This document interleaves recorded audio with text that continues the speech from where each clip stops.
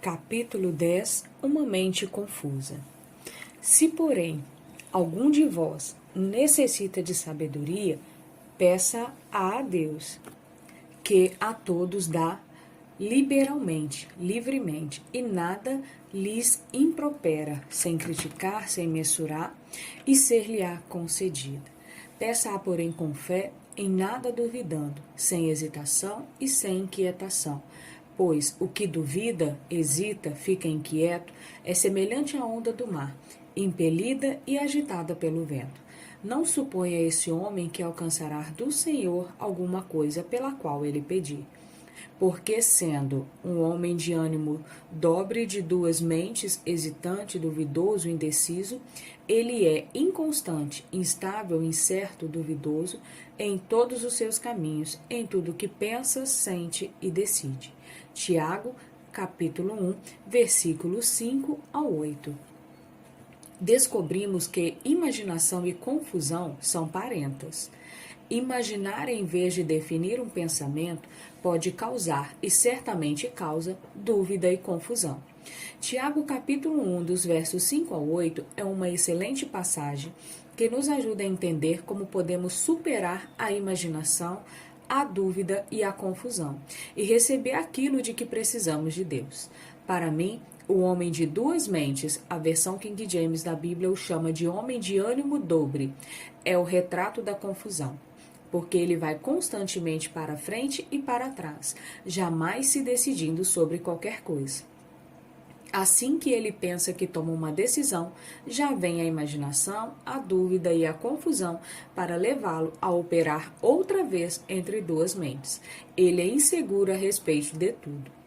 Vivi muito da minha vida assim, sem perceber que o diabo tinha declarado guerra contra mim e que minha mente era o campo de batalha. Estava inteiramente confusa sobre tudo e não sabia o porquê. A racionalização conduz à confusão. Por que discorreis entre vós, homens de pequena fé? Mateus capítulo 16, versículo 8. Até aqui temos falado sobre a imaginação e falaremos mais sobre a dúvida no próximo capítulo. Neste ponto, gostaria de discorrer um pouco mais sobre a confusão. Uma grande porcentagem do povo de Deus é admitidamente confusa, porque, como vimos, uma razão é a imaginação. A outra é a racionalização.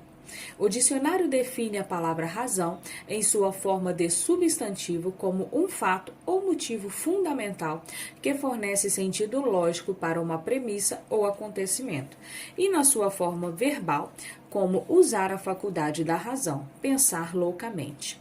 Uma maneira simples de dizer isso é: racionalizar acontece quando a pessoa tenta imaginar o porquê por detrás de alguma coisa.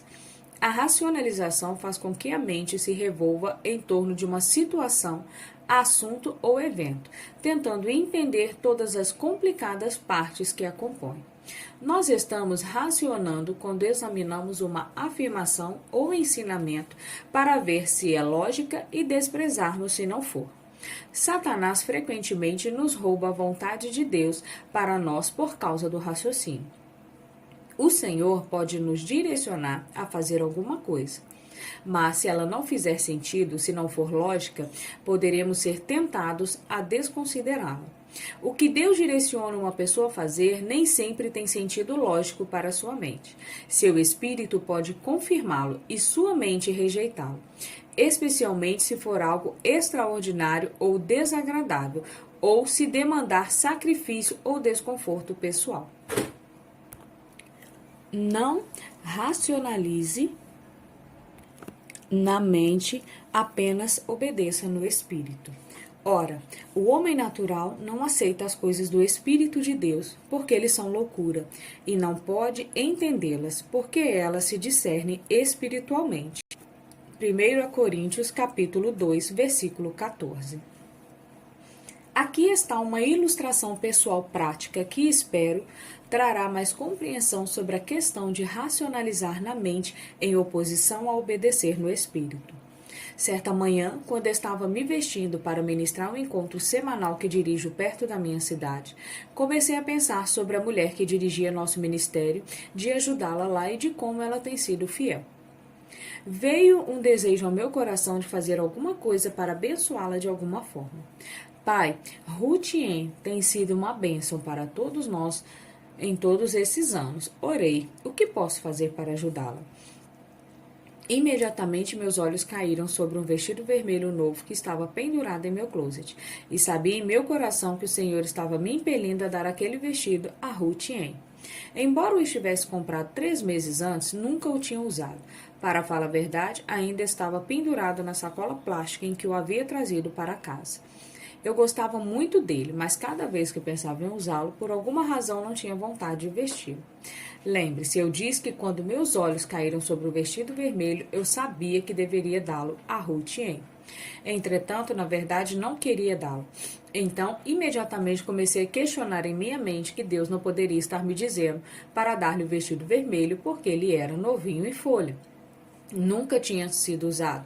Tinha sido bastante caro. Eu tinha até mesmo comprado brincos vermelhos e prateados para combinar com ele.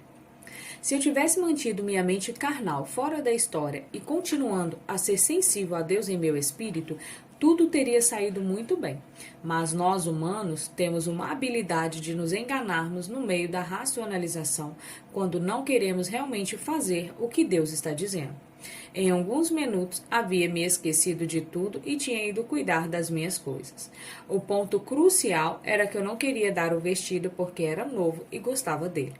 Minha mente arrazoou que o desejo que senti poderia não ter sido de Deus, mas que o diabo estava tentando tirar de mim alguma coisa que eu gostava. Algumas semanas mais tarde, estava me arrumando para outra reunião no mesmo local como anteriormente, quando outra vez o nome de Ruth veio ao meu coração. Comecei a orar por ela, repeti toda a cena dizendo: Pai, Ruth tem sido uma bênção tão grande para nós, o que posso fazer para abençoá-la? Imediatamente vi o vestido vermelho outra vez e me senti afundado em minha carne, porque agora me lembrava do modo incidente do qual tinha me esquecido rápida e totalmente. Dessa vez não havia como torcer a situação. Ou tinha de encarar o fato de que Deus estava me mostrando o que fazer e então fazê-lo, ou simplesmente eu tinha de dizer: sei o que estás me mostrando, Senhor, mas simplesmente não vou fazê-lo. Amo o Senhor demais para desejar desobedecer-lhe intencionalmente. Então comecei a conversar com ele sobre o vestido vermelho. Em poucos minutos percebi que na ocasião anterior eu tinha chegado à minha conclusão fora da vontade de Deus e havia levado apenas um momento para fazê-lo. Tinha pensado que não poderia estar ouvindo o Senhor porque o vestido era novo. Entretanto, agora percebi que a Bíblia nada diz sobre doar apenas coisas velhas. Seria um sacrifício maior para mim dar o vestido porque era novo, mas seria também uma bênção maior para Ruth. Quando abri meu coração para Deus, ele começou a me mostrar que, para início de conversa, havia comprado o vestido para Ruth. Por essa razão, jamais consegui usá-lo. O Senhor quis me usar como seu agente para abençoá-la o tempo todo, mas tinha tido minha própria ideia sobre o vestido, e até que estivesse desejando abrir mão da minha ideia, não poderia ser dirigida pelo Espírito. Esse incidente em particular ensinou-me muito. Perceber quão facilmente podemos ser dirigidos pela nossa cabeça e permitir que a racionalização nos mantenha fora da vontade de Deus provocou em mim um medo reverente do questionamento. Lembre-se, de acordo com 1 Coríntios capítulo 2, versículo 14, o homem natural não entende o homem espiritual. Minha mente carnal, meu homem natural, não entendia o fato de eu dar um vestido novo que nunca havia usado, mas meu espírito, meu homem espiritual, entendia bem. Espero que esse exemplo lhe traga mais compreensão nessa área e o ajude a caminhar na vontade de Deus mais do que antes. Por falar nisso, você provavelmente deve estar se perguntando se afinal dei o vestido vermelho a Ruth. Sim, dei, e agora ela trabalha em nosso escritório em tempo integral e ocasionalmente ainda usa o vestido vermelho para trabalhar. Seja um praticante da palavra.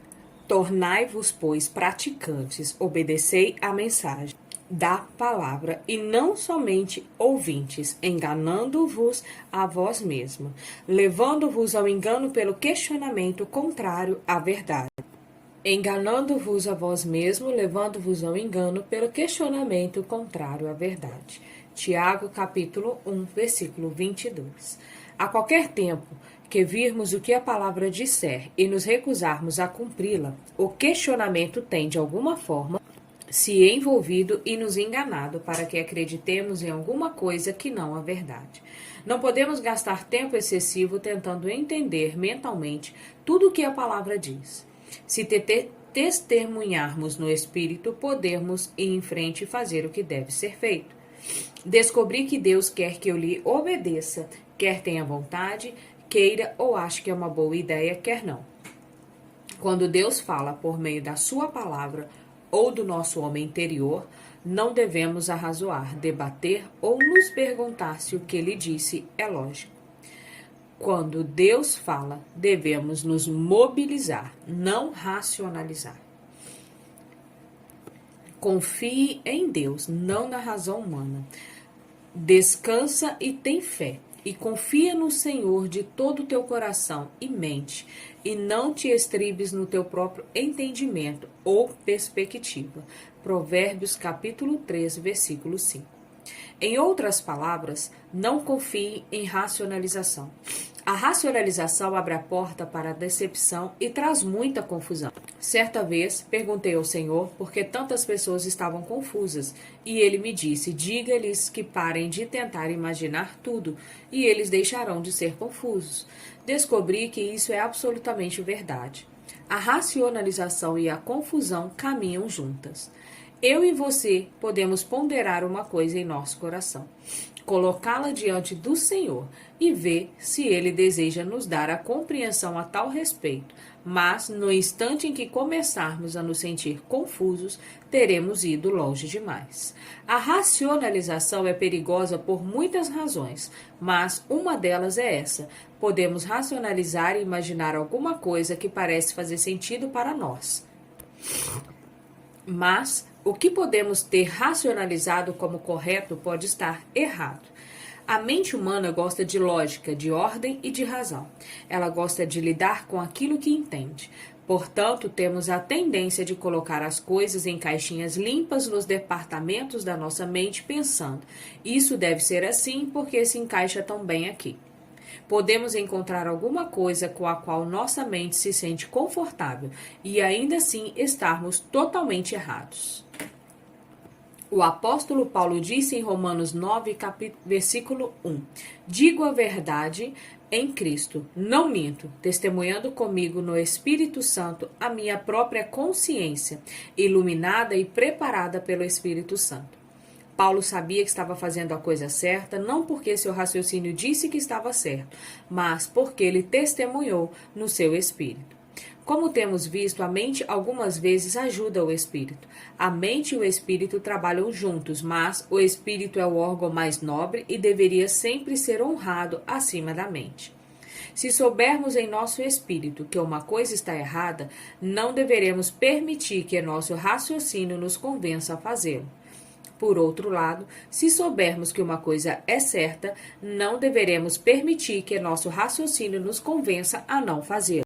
Deus nos dá entendimento em muitos assuntos, mas nós não precisamos entender tudo para andarmos com o Senhor e em obediência à sua vontade. Há momentos em que Deus deixa enormes pontos de interrogação em nossa vida para aumentar a nossa fé. Perguntas não respondidas crucificam a vida da carne. É difícil aos seres humanos desistir da racionalização e simplesmente confiar em Deus. Mas, quando o processo é finalizado, a mente entra em lugar de descanso. Racionalizar é uma das atividades ativas na qual a mente se enganja e impede o discernimento e o conhecimento da revelação. Há uma grande diferença entre o conhecimento que vem da cabeça e o conhecimento por revelação. Não sei sobre você, mas quero que Deus me revele as coisas de tal maneira que saiba em meu espírito que o que foi revelado à minha mente está correto. Não quero racionalizar, imaginar e ser lógica, revolvendo minha mente em torno de um assunto até ficar exausta e confusa. Quero experimentar a paz de mente e de coração que vem da confiança em Deus, não do meu próprio discernimento humano e entendimento. Eu e você devemos crescer até o ponto de ficarmos satisfeitos por conhecer o único que sabe, ainda que não saibamos. Resolva não conhecer nada, exceto Cristo. Eu, irmãos, quando fui ter convosco, anunciando-vos o testemunho e evidência o ministério e segredo de Deus, no que diz respeito ao que ele fez através de Cristo para a salvação dos homens, não o fiz com ostentação de linguagem grandiosa ou de sabedoria ou de filosofia humana. Porque decidi nada saber, não estar familiarizado com coisa alguma, não fazer exibição de qualquer conhecimento e não estar ciente de qualquer coisa entre vós, senão a Jesus Cristo, o Messias e este crucificado. 1 Coríntios capítulo 2, versículo 1 e 2. Esse era o enfoque de Paulo para o conhecimento e a racionalização. E consegui entendê-lo e apreciá-lo. Levou muito tempo, mas finalmente percebi que, em muitos casos, quando menos sei, mais feliz sou. Algumas vezes descobrimos tanto que isso nos torna infelizes. Sempre fui uma pessoa muito curiosa e inquisitiva. Tinha de ter tudo calculado para estar satisfeita. Deus começou a me mostrar que minha constante racionalização era a base na minha confusão e que isso estava me impedindo de receber o que ele queria me dar. Ele me disse: Joyce, você não deve colocar de lado a racionalização carnal se você espera ter discernimento. Percebo agora que me sentia mais segura se tivesse tudo calculado. Não queria nenhuma ponta solta em minha vida. Queria estar no controle. E quando não entendia as coisas, me sentia fora do controle, amedrontada. Mas alguma coisa estava me faltando. Não tinha paz na mente e estava fisicamente exausta de tanto racionalizar. Esse tipo de contínua atividade mental errada até mesmo torna seu espírito físico cansado. Isso pode deixá-lo exausto. Deus exigiu que eu desistisse disso. E sugiro enfaticamente a mesma coisa para qualquer um que seja viciado em racionalização. Sim, eu disse viciado em racionalização. Podemos nos tornar viciados em atividades mentais erradas ou da mesma maneira que alguém pode se viciar em drogas ou álcool ou nicotina. Eu era viciada em racionalização e quando a abandonei tive sintomas de carência. Senti-me perdida e amedrontada porque não sabia o que estava acontecendo. Senti-me até mesmo entediada. Tinha gastado tanto do meu tempo mental racionalizando que quando abandonei essa atividade, precisei me acostumar com o fato de minha mente estar em paz. No início parecia tedioso, mas agora amo isso. Enquanto antes costumava dirigir minha mente humana durante todo o tempo sobre tudo, agora não posso tolerar a dor e o trabalho da racionalização. A racionalização não é a condição normal na qual Deus quer que a nossa mente resida. Esteja consciente de que não é normal que a mente esteja cheia de racionalização. Pelo menos não é para cristãos que pretendem ser vitoriosos, ou crente que pretende ganhar a guerra que é travada no campo de batalha da mente. Capítulo 11. Uma mente duvidosa e descrente. Homem de pequena fé. Por que duvidastes? Mateus capítulo 14, versículo 31. Admirou-se da incredulidade deles. Marcos capítulo 6, versículo 6. Geralmente falamos sobre dúvida e descrença juntas como se elas fossem uma ou mesma coisa. Na verdade, embora elas possam estar ligadas, as duas coisas são muito diferentes. O dicionário expositivo das palavras do Novo Testamento define duvidar na forma de verbo como estar em dois caminhos, implicando incerteza em qual deles seguir. Dito de crentes cuja fé é pequena. Estar ansioso por causa de um estado distraído da mente, oscilando entre esperança e medo. O mesmo dicionário assinala que uma das duas palavras gregas traduzidas como descrença é sempre traduzida como desobediência. Então, quando olhamos para essas duas armas poderosas do inimigo, vemos que a dúvida leva uma pessoa a oscilar entre duas opiniões, enquanto a descrença a conduz à desobediência. Penso que será útil reconhecer exatamente com o que o diabo está tentando nos atacar. Estamos lidando com dúvida ou com descrença? Dúvida: até quando cocheareis entre dois pensamentos? 1 Reis, capítulo 18, versículo 21. Ouvi uma história que lançará luz sobre a dúvida. Havia um homem que estava doente e que estava confessando a palavra sobre seu corpo, repetindo versículos de cura e crendo que sua cura se manifestaria. Enquanto fazia isso, era intermitentemente atacado por pensamentos de dúvida. Após ter atravessado um tempo difícil e começado a ficar desencorajado, Deus abriu-lhe os olhos para o mundo espiritual. Isso foi o que ele viu. Um demônio dizendo-lhe mentiras, dizendo-lhe que ele não seria curado e que confessar a palavra não iria funcionar. Mas ele também viu que, cada vez que ele confessava a palavra, saía da sua boca uma luz como uma espada, e o demônio se acovardava e recuava. Quando Deus lhe mostrou essa visão, o homem então entendeu por que era tão importante repetir a palavra. Ele viu que realmente tinha fé e por causa disso o demônio estava atacando com dúvida.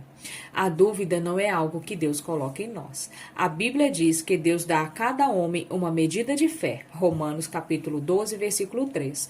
Deus colocou a fé em nosso coração, mas o diabo tenta anular a nossa fé atacando-nos com a dúvida.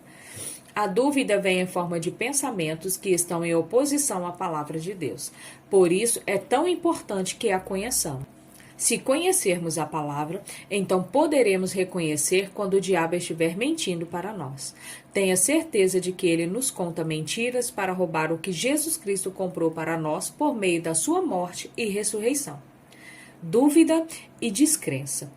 Abraão, esperando contra a esperança, para Abraão a razão humana para a esperança havia acabado, creu para vir a ser pai de muitas nações, segundo lhe fora dito, assim será a tua descendência. E sem enfraquecer na fé, embora levasse em conta o seu próprio corpo amortecido, estado como morto, sendo já de 100 anos, ou quando ele considerou a infertilidade do ventre amortecido e a idade avançada de Sara, não duvidou nem descreu por incredulidade da promessa de Deus, mas pela fé se fortaleceu dando glória a Deus, estando plenamente convicto de que ele era poderoso para manter sua palavra e cumprir o que prometera. Romanos capítulo 4, versículos 18 ao 21. Quando estou em uma batalha sabendo o que Deus prometeu, mas mesmo assim sendo atacada pela dúvida e descrença, gosto de ler ou meditar nessa passagem. Abraão tinha recebido a promessa de Deus de que faria com que tivesse um herdeiro do seu próprio corpo. Muitos anos vieram e se foram, e ainda não havia nenhuma criança como resultado do relacionamento de Abraão e Sara. Abraão ainda estava esperando em fé, crendo que o que Deus havia dito viria a acontecer. Enquanto ele se mantinha firme, era atacado por pensamentos de dúvida e o espírito de descrença o estava pressionando para desobedecer a Deus. A desobediência em uma situação como essa é simplesmente desistir quando Deus está nos ordenando que perseveremos. Desobediência é negligenciar a voz do Senhor ou o que quer que Deus esteja nos falando pessoalmente, não apenas transgredir os 10 mandamentos. Abraão continuou firme. Ele continuou louvando e dando glória a Deus. A Bíblia afirma que ao fazer isso ele ficou mais forte na fé. Quando Deus nos pede para fazer alguma coisa, a fé para crer nisso ou fazer isso vem da palavra de Deus. Seria ridículo Deus esperar que fizéssemos alguma coisa sem nos dar a habilidade de crer que podemos fazê-lo. Satanás sabe quão perigosos seremos com o coração cheio de fé. Então ele nos ataca com dúvida e descrença. Não é que não tenhamos fé, é apenas que Satanás está tentando destruir nossa fé com mentiras. Dou-lhe um exemplo. Refere-se ao tempo quando recebi meu chamado para o ministério. Era uma manhã comum como outra qualquer, exceto que tinha sido cheio do Espírito Santo 3 semanas antes. Tinha acabado de ouvir meu primeiro áudio de ensino. Era uma mensagem do pastor Raymond Sonder, intitulada Passe para o Outro Lado. Estava agitada em meu coração e surpresa que alguém pudesse ensinar uma hora inteira usando um versículo e que toda essa palestra fosse interessante. Enquanto estava arrumando a minha cama, subitamente senti um desejo intenso, bem no meu íntimo, de ensinar a palavra de Deus. Então a voz do Senhor veio a mim dizendo: você irá a todos os lugares e ensinará a minha palavra e terá um amplo ministério de fitas gravadas. Não haveria nenhuma razão natural para acreditar que Deus havia mesmo falado comigo, ou que poderia ou faria, ou que tinha acabado de ouvir. Tinha muitos problemas dentro de mim. Não teria chegado a ser um material ministerial, mas Deus escolhe as coisas fracas e tolas do mundo para confundir as sábias. 1 Coríntios, capítulo 1, versículo 27. Ele olha para o coração do homem e não para a sua carne. 1 Samuel 16, versículo 7. Se o coração está correto, Deus pode mudar a carne. Embora não houvesse nada na área natural que indicasse que deveria acreditar, quando o desejo veio sobre mim, senti-me tão cheia de fé que poderia fazer o que o Senhor queria que fizesse. Quando Deus chama, Ele dá o desejo, a fé e a habilidade para fazer o trabalho. Mas também quero dizer-lhe que durante os anos que passei em treinamento e em espera, o diabo me atacou regularmente com dúvida e descrença. Deus coloca sonhos e visões no coração do seu povo. Eles começam como sementinhas, assim como uma mulher tem uma semente plantada em seu ventre quando ela fica grávida. Da mesma forma, nós nos tornamos grávidos, figurativamente falando, com a coisa que Deus fala e promete. Durante a gravidez, Satanás trabalha arduamente para tentar fazer com que abortemos nossos sonhos. Uma das armas que ele usa é a dúvida e a outra é a descrença. Ambas trabalham com a mente. A fé é um produto do espírito, é uma força espiritual. O inimigo não quer que mantenhamos nossa mente em concordância com nosso espírito. Ele sabe que se Deus colocar fé em nós para fazermos alguma coisa, e se formos positivos e começarmos a crer conscientemente que realmente podemos fazê-la, então faremos um estrago considerável ao reino do mal. Continue andando sobre as águas. Entretanto, o barco já estava longe, em mar alto, a muitos estádios. Um estádio corresponde a aproximadamente 200 metros da terra, batido e açoitado pelas ondas porque o vento era contrário. Na quarta vigília, entre 3 e 6 horas da noite, foi Jesus ter com eles, andando sobre o mar. E os discípulos, ao verem andando sobre as águas, ficaram aterrados e exclamaram: "É um fantasma!" E, tomados de medo, gritaram. Mas Jesus imediatamente lhe disse: "Tende bom ânimo, sou eu, não temais." Respondendo-lhe Pedro, disse: "Se és tu, Senhor, manda-me ir ter contigo por sobre as águas." E ele disse: "Vem." E Pedro, descendo do barco, andou por sobre as águas e foi ter com Jesus. Reparando, porém, na força do vento, teve medo e, começando a submergir, gritou: "Salva-me da morte, Senhor." E prontamente Jesus, estendendo a mão, tomou e lhe disse: "Homem de pequena fé, por que duvidastes?" Subindo ambos para o barco, cessou o vento. Mateus capítulo 14, versos 24 ao 32. Enfatizei o último verso porque quero chamar sua atenção para o programa que o inimigo esboçou nessa passagem. Pedro, ao comando de Jesus, apressou-se a fazer algo que não havia feito antes. Para falar a verdade, ninguém, exceto Jesus, jamais havia feito isso. Isso demandava fé. Pedro cometeu um erro, gastou muito tempo olhando a tempestade. Ele ficou amedrontado. Dúvida e descrença o assediaram e ele começou a afundar. Ele gritou para que Jesus o salvasse e Jesus o salvou. Mas observe que a tempestade cessou assim que Pedro voltou para o barco. Lembra-se de Romanos 4, capítulo 4, versos 18 a 21, quando Abraão não vacilou ao considerar sua situação impossível? Abraão conhecia as condições, mas, diferentemente de Pedro, não creio que ele pensava ou falava nisso o tempo todo. Podemos estar conscientes das nossas circunstâncias e, ainda assim, propositadamente manter nossa mente em alguma coisa que aumentará e edificará a nossa fé. É por isso que Abraão se manteve ocupado, louvando e glorificando a Deus. Glorificamos a Deus quando continuamos a fazer o que sabemos que é certo, mesmo em circunstâncias adversas. Efésios capítulo 6, verso 14, nos ensina que em tempos de guerra espiritual devemos colocar o cinturão da verdade. Quando a tempestade vier em sua vida, bata os pés, levante o rosto resolutamente e determine-se pelo Espírito Santo a ficar fora do barco. Muito frequentemente a tempestade cessa assim que você desiste e engatinha de volta para um lugar de segurança e proteção. O diabo traz tempestades em sua vida para intimidá-lo. Durante uma tempestade, lembre-se de que a mente é o campo de batalha. Não tome suas decisões baseadas em seus pensamentos ou sentimentos, mas confira em seu espírito. Quando fizer isso, você encontrará a mesma visão que estava lá no começo. Nenhuma hesitação é permitida. Se, porém, algum de vós necessita de sabedoria, peça a Deus, doador, que a todos dá liberalmente e nada lhe improspera, e ser-lhe-á concedida, sem reclamar, sem reprovar ou censurar. Peça-a, porém, com fé, em nada duvidando, sem hesitação, sem inquietação. Pois o que duvida, hesita e se inquieta, é semelhante à onda do mar, impelida e agitada pelo vento. Verdadeiramente, não suponha esse homem que alcançará do Senhor alguma coisa que pedir. Tiago, capítulo 1, versículos 5 ao 7. Meu pastor, Rick Shelton, conta uma história sobre como ficou confuso tentando decidir o que fazer quando ele se formou no seminário bíblico. Deus havia colocado firmemente em seu coração o desejo de voltar a Louise, Missouri, e começar uma igreja local depois da sua formatura, o que ele pretendia fazer. Entretanto, quando chegou a hora de ir, ele tinha aproximadamente $50 no bolso, uma esposa, uma criança e outra a caminho. Obviamente, suas circunstâncias não eram muito boas.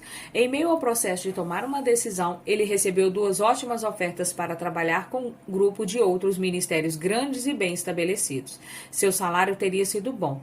As oportunidades ministeriais eram atrativas, e se nada mais houvesse, apenas a honra de trabalhar para qualquer desses ministérios teria animado seu ego. Quanto mais ele pensava, mais confuso ele ficava. Parece que o Senhor Dúvida o estava visitando, não? No momento ele sabia o que queria fazer. E agora ele estava hesitando entre as opções.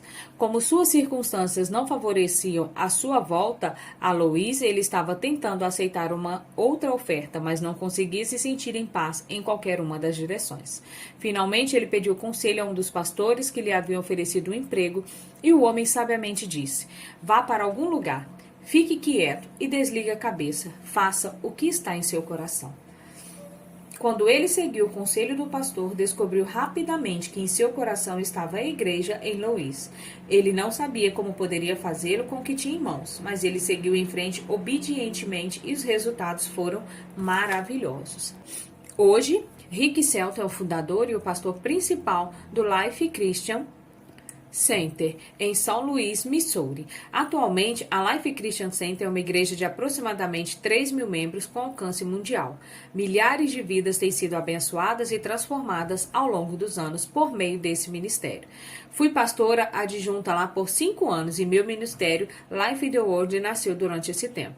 Pensei em quanto o diabo teria roubado mediante a dúvida e a descrença se o pastor Shelton tivesse sido dirigido pela cabeça em vez de pelo coração. A dúvida é uma escolha. Cedo de manhã, ao voltar para a cidade, teve fome. E vendo uma figueira à beira do caminho, aproximou-se dela.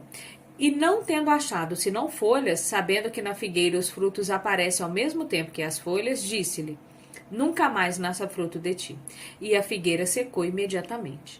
Vendo isso, os discípulos admiraram-se grandemente e exclamaram: como secou depressa a figueira? Jesus, porém, lhes respondeu: em verdade vos digo, que se tiverdes uma confiança verdadeiramente firmes, e não duvidardes, não somente fareis o que foi feito à figueira, mas até mesmo se a este monte disserdes: ergue-te e lança-te no mar, tal sucederá. E tudo quanto pedirdes em oração, crendo e realmente acreditando, recebereis. Mateus capítulo 21, versículos 18 a 22. Quando seus discípulos se maravilharam e perguntaram a Jesus como ele era capaz de destruir a figueira com uma palavra apenas, em essência, ele lhes disse: se vocês tiverem fé e não duvidarem, vocês podem fazer a mesma coisa que fiz à figueira, e outras obras maiores farão. João capítulo 14, versículo 12. Nós já estabelecemos que a fé é o dom de Deus, então sabemos que temos fé. Romanos capítulo 12, versículo 3. Mas a dúvida é uma escolha e a tática de guerra do diabo contra a nossa mente.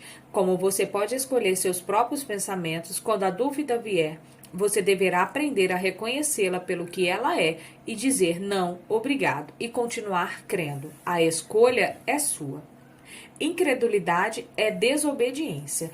E quando chegaram para junto da multidão, aproximou-se dele um homem que se ajoelhou e disse: Senhor, compadece-te de meu filho, porque é lunático e sofre muito, pois muitas vezes cai no fogo e outras muitas na água. Apresentei-o a teus discípulos, mas eles não puderam curá-lo. Jesus exclamou: Ó geração incrédula e perversa, até quando estarei convosco? Até quando vos sofrerei? Traze-me aqui o menino. E Jesus repreendeu o demônio, e este saiu do menino, e desde aquela hora ficou o menino curado. Então, os discípulos, aproximando-se de Jesus, perguntaram em particular: Por que motivo não pudemos nós expulsá-lo? E ele lhes respondeu: Por causa da pequenez da vossa fé. Mateus capítulo 17, versículos 14 a 20. Lembre-se, a descrença conduz à desobediência. Talvez Jesus tenha ensinado aos seus discípulos certas coisas a fazer naqueles casos, e descrença os tenha levado a desobedecer-lhe, portanto, eles foram mal-sucedidos. De qualquer forma, o ponto é que a descrença, como a dúvida, impedirá que façamos o que Deus nos chamou e ungiu para realizar na vida.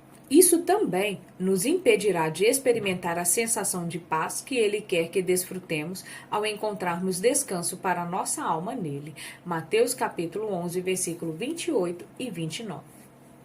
O descanso sabático. Esforcemo-nos, sejamos zelosos e nos empenhemos, pois, por entrar naquele descanso de Deus para conhecê-lo e experimentarmos por nós mesmos, a fim de que ninguém caia nem pereça, segundo o mesmo exemplo de descrença e desobediência na qual caíram os que estavam no deserto. Hebreus capítulo 11, 4, versículo 11. Se você ler todo o capítulo 4 da carta aos Hebreus, verá que ele está falando sobre o repouso sabático que está à disposição do povo de Deus. Debaixo da antiga aliança, o sábado era observado como um dia de repouso. Debaixo da nova aliança, este descanso sabático aqui referido é um lugar de descanso espiritual. É um privilégio que cada crente recusa preocupar-se ou ter ansiedade. Como crentes, podemos entrar no descanso de Deus. Uma observação cuidadosa de Hebreus 4, verso 11, revela que só entraremos naquele descanso crendo e seremos privados dele pela descrença e pela desobediência. A desobediência nos manterá em um viver desértico, mas Jesus providenciou um lugar permanente de descanso que pode ser habitado apenas se vivermos pela fé. Vivendo de fé em fé. Visto que a justiça de Deus se revela no evangelho de fé em fé, como está escrito, o justo viverá por fé. Romanos capítulo 1, verso 17. Lembro-me de um incidente que pude ilustrar esse ponto com muita clareza. Certa noite estava andando pela minha casa, tentando fazer alguns serviços domésticos e estava muito infeliz. Não tinha nenhuma alegria, não havia paz no meu coração. Ficava perguntando ao Senhor o que está errado comigo. Frequentemente me sentia daquela maneira e sinceramente queria saber qual era o meu problema. Estava tentando seguir todas as coisas que estava aprendendo em minha caminhada com Jesus, mas alguma coisa certamente parecia estar faltando. À altura, o telefone tocou. Enquanto estava conversando, dava uma olhada em uma caixa de cartões de versículos bíblicos que alguém me havia mandado. Na verdade, não estava olhando para nenhum deles, apenas mexendo neles enquanto estava ao telefone. Quando desliguei, decidi escolher um ao acaso para ver se conseguiria algum encorajamento. Tirei Romanos capítulo 15, versículo 13. E o Deus da esperança vos encha de todo gozo e paz no vosso crer, através da experiência da vossa fé, para que sejais ricos e abundantes de esperança no poder do Espírito Santo. Eu vi. Todo o meu problema era a dúvida e a descrença. Estava fazendo a mim mesmo infeliz por acreditar nas mentiras do diabo. Estava sendo negativa. Não poderia ter alegria e paz porque não estava crendo. É impossível ter alegria e paz e viver em descrença.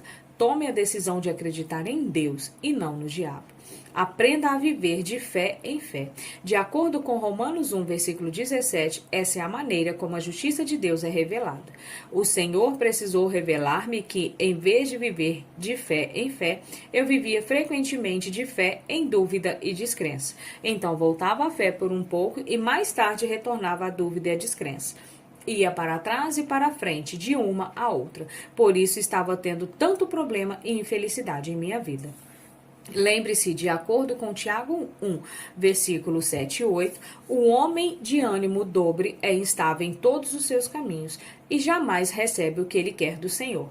Decida que você não será de ânimo dobre, não viva na dúvida. Deus tem uma grande vida planejada para você. Não permita que o diabo a roube com mentiras, em vez disso, refutar argumentos e teorias e racionalismo e toda altivez que se levante contra o verdadeiro conhecimento de Deus, levando cativo todo pensamento e propósito à obediência de Cristo, o Messias ou ungido, 2 Coríntios capítulo 10, versículo 5.